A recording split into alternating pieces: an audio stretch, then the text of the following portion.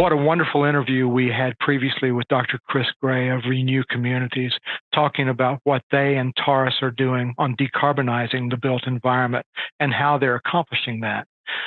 We'd like to talk to you now during the second portion of this presentation and interview and let you hear some of the other things that Chris had to say.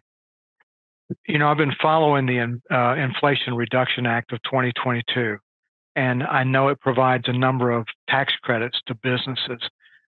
Is that something that you, Renew, and Taurus are going to be able to use? And if so, how will it help you? So the Inflation Reduction Act that was passed last year, I think, was a game changer in the energy industry. It addressed so many different components of what we need to really make an impact on our carbon emissions as a country, from transportation, and not just light vehicle, passenger vehicle transportation, but heavy vehicle transportation with school buses and delivery trucks, and focusing on the needs to push the envelope in all transportation sectors. It focused on manufacturing of those technologies here in the U.S. to make sure that we have dependable supply chains.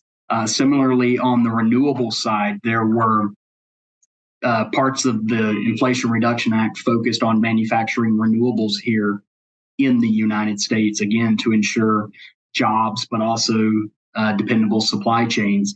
And then on the building side, there was a number of different tax credit and tax deduction opportunities focused around energy efficiency. And we do believe that those will be very impactful to what Renew does and our investors.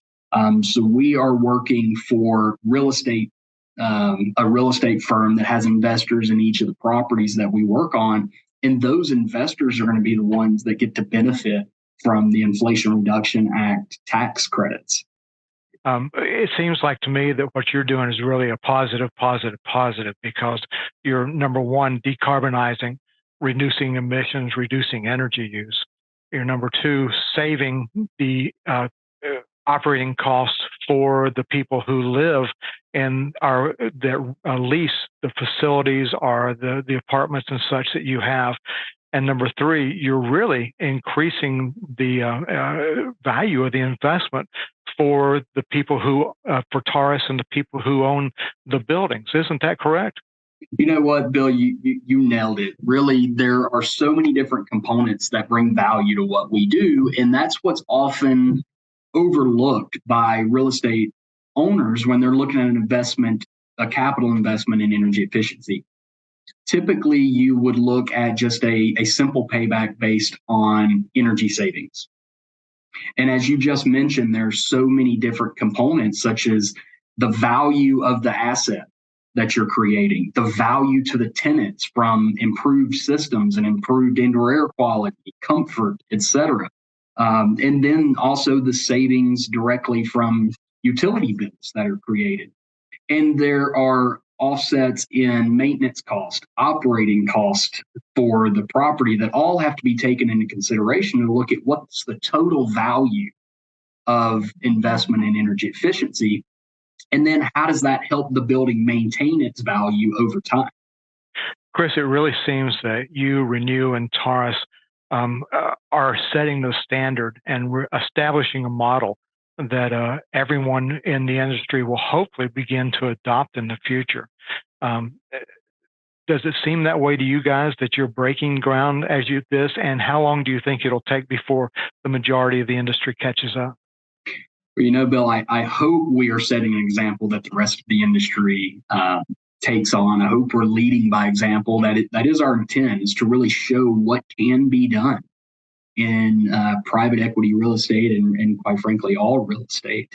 But it's also what we believe is required, right? We believe that it's not just we're doing it because it's the right thing to do, but we're doing it because everyone else needs to do this.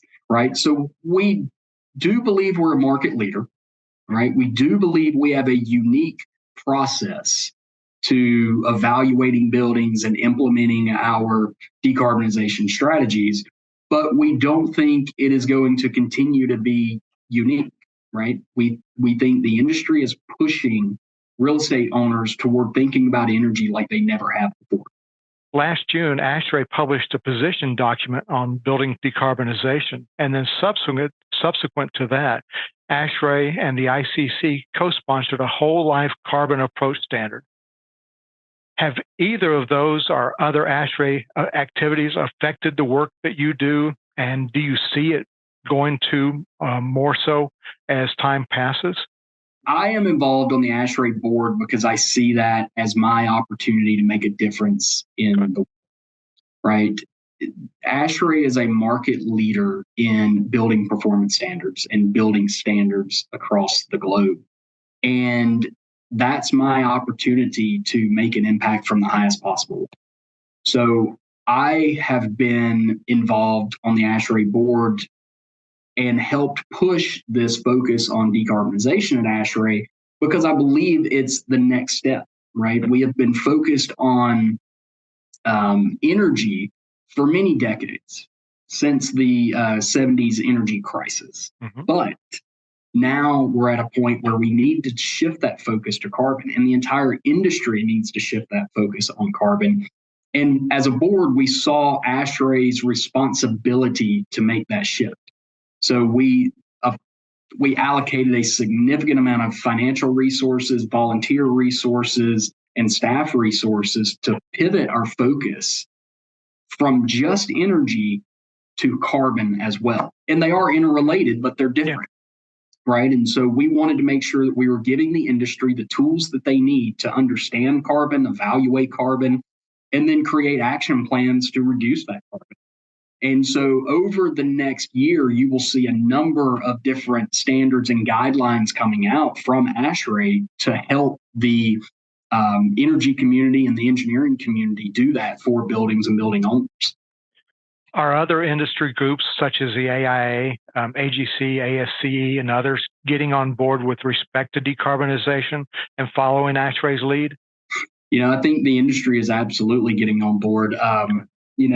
Following ASHRAE's lead, sort of leading in their own right in their own markets. And specifically ASHRAE, AIA, APA, IFMA, BOMA, some of the major professional organizations in the industry that cover all breadths of building design, operations, implementation, et cetera, are collaborating to implement an industry decarbonization conference focused on every component of carbon in the built environment. And that conference will take place this October in the Washington, D.C. area.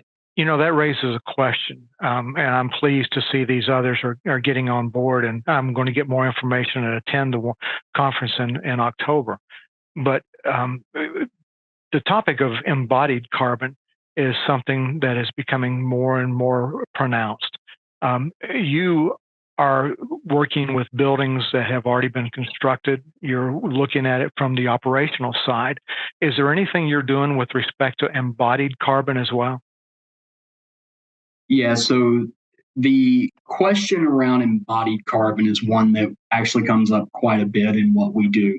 And our focus may be on operational carbon, but our core message revolves around embodied carbon, right? And embodied carbon can be a very significant component of the overall whole life carbon of a building. And we deal with retrofits, meaning we're trying to future-proof buildings that are already constructed, buildings that already have the materials that have been used to go into that building, that it already has an embodied carbon footprint on that building. Now, an alternative to what we do would be let the building just dilapidate into disrepair until it gets to the point where you tear it down and you replace it with a new building. And I guess that's an option.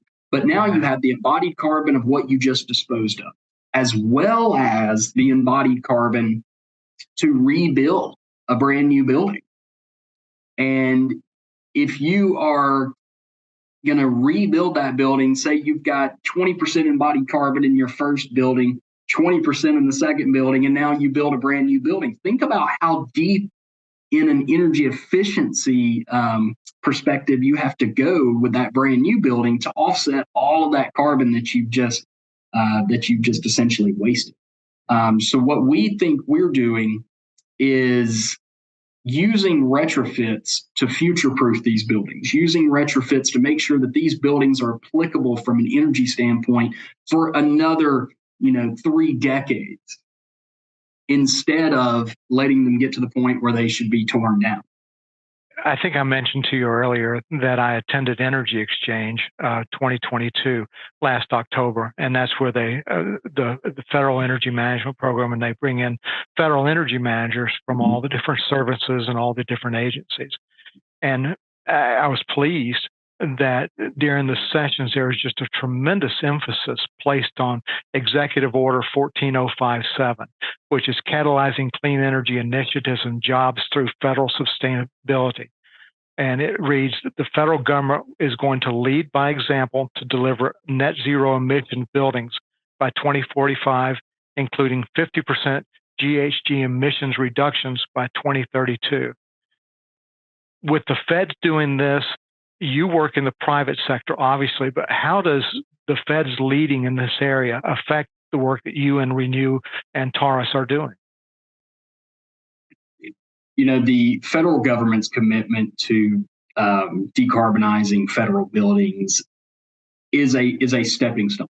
It is a very significant stepping stone. As one of the largest building owners, occupiers, operators in the country, the federal government has a responsibility to do exactly that, decarbonize their buildings. And the federal government has more resources than Renew and Taurus ever will. They have a multiplying factor that we never could have. Yeah. But the type of buildings that they occupy are no different than the type of buildings we work on, right? Office buildings are one of our sectors that we work on. Mm-hmm. And the strategies that are developed through the resources the federal government has on their buildings will become the playbook for office buildings across the country, right? It'll become the playbook for private sector. Chris, one of the things that we have done is we've got a lot of clients and we're working with them on reducing emissions, be it governments, be it institutions, colleges, universities, whatever it may be. And we're doing that with respect to reducing energy and looking at electrification, looked at a lot of things. We've also got contracts with customers which specifically say reduce scope 1 and 2 emissions. Mm. What you and I have been talking about today is focusing on decarbonization and really not getting into scopes 1 and 2. Do you look at those, and is that something that is as important, or just looking at the overall decarbonization and reducing overall emissions? No, we absolutely look at the different scopes of emissions because we have to report them, okay. Right? So we report emissions for a property as a whole, but then also break that down into what is scope 1, scope 2, and scope 3 for a real estate property. And a leased space. So if you're a building owner and you lease a space, the energy consumption of that tenant is really a scope 3 to the real estate owner. Okay. But it's a scope 1 or 2 for somebody, right? Yeah. And that property has a footprint that somebody is responsible for. Yes, the occupant, it might be their scope 1 or scope 2 emissions. It's the building owner scope 3 emissions. It's an investor's scope 3 emissions for that property. But at the end of the day, it's an emission associated with that property. So we can break up the numbers and we can assign it to all the different parties however we need to. But the real focus area for Renew is the carbon footprint of that property, because that's really the impact that we're trying to control. So even though it might be a tenant emission, we're going to install the technologies that allow that tenant to have a lower carbon footprint. And, as a result, that entire property has a lower carbon footprint. So Renew focuses on the footprint of the asset. Chris, this has been fantastic. A lot of good information. I know that you're touching on projects all over the country and probably all over the world, but is there anything else that you'd like to share with us regarding what you see as important in this space? Well, Bill, it's been a pleasure, and thank you to yourself. Thank you to Hanson for having me. And I do think it's important as we talk about decarbonization to really step back and think about the larger picture, right? We have to control emissions across buildings, across transportation, and across industry. And buildings are interrelated to each one of those because buildings are made for people, right? People drive vehicles. So as we think about a building and we hear a lot about electrification, why do we want to electrify the building? Because it depends on industry and the electric grid to serve the energy for that building. So the expectation is that as we bring the carbon footprint of buildings down, it is continued to be further reduced by a greening electric grid. Okay. And those work in unison. And then we make room for the electric vehicles to come into the grid that are going to be attached to buildings, right? So we can't forget that they're all interrelated, and energy reductions on the building make room in the energy budget of the existing electric grid for electric vehicles to come in. So you reduce emissions from the vehicles, from the building, and then you allow the grid to continue to green as well. And we have a pathway to a carbon neutral energy future. So they're all interrelated, and we can't forget that we're all part of the bigger plan. Well, Chris, this has been fantastic, and I just can't thank you enough for taking the time to visit with us. It's something that we want to share with our friends and our customers, and I know they'll love this as well. So thank you for joining us today, and we look forward to continuing on another time.